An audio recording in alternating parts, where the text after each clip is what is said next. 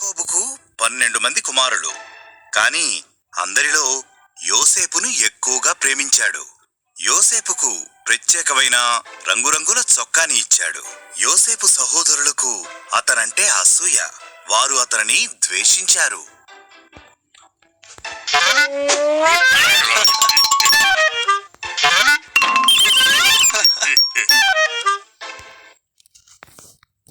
యోసేపుకు ప్రత్యేకమైన కలలు వచ్చేవి. నా కలలో గోధుమ పంటను కట్టలుగా కడుతున్నాము. అప్పుడు మీ కట్టలు నా కట్టకు మ్రొక్కాయి అని చెప్పాడు. యోసేపును తన అన్నలు ఇంకా ద్వేషించారు.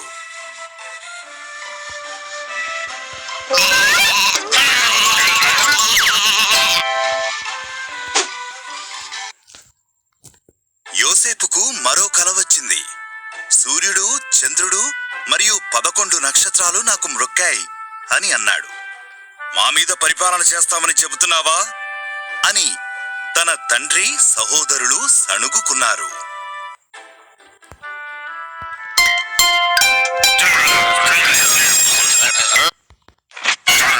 ఒకరోజు యోసేపు సహోదరులు వారి గొర్రెలను చూసుకుంటూ పొలంలో ఉన్నారు. వారిని చూడటానికి యోసేపు రావడం వారు చూశారు. అతనిని చంపి తన కలలన్నింటికీ ముగింపు తీసుకురావాలని వారు అనుకున్నారు.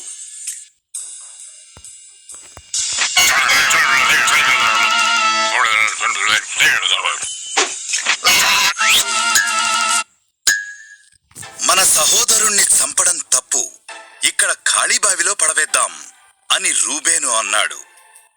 వారు యోసేపు రంగుల అంగీని చింపివేసి అతనిని బావిలో పడవేశారు.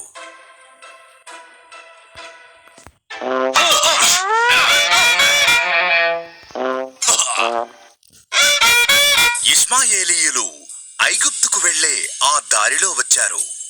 యోసేపును ఈ ఇష్మాయేలీయులకు బానిసగా అమ్మివేద్దాం అని యూదా సలహా ఇచ్చాడు.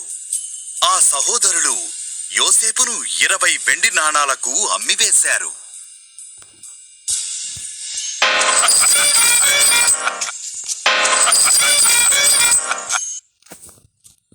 యోసేపు చొక్కాని ఆ సహోదరులు మేక రక్తములో ముంచి దానిని యాకోబుకు చూపించారు. నా కుమారుడు మరణించాడు అని ఆయన ఏడ్చాడు.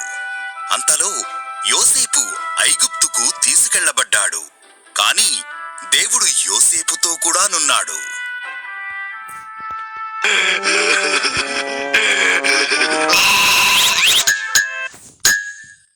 ఐగుప్తులో ఆ ఇష్మాయేలీయులు యోసేపును ఫరో అధిపతులలో ఒకడైన పోతీఫరుకు అమ్మివేశారు. దేవుడు యోసేపును ఆశీర్వదించి అతనికి విజయమునిచ్చాడు. పోతీఫరు యోసేపును తన ఇల్లంతటి మీద అధికారిని చేశాడు.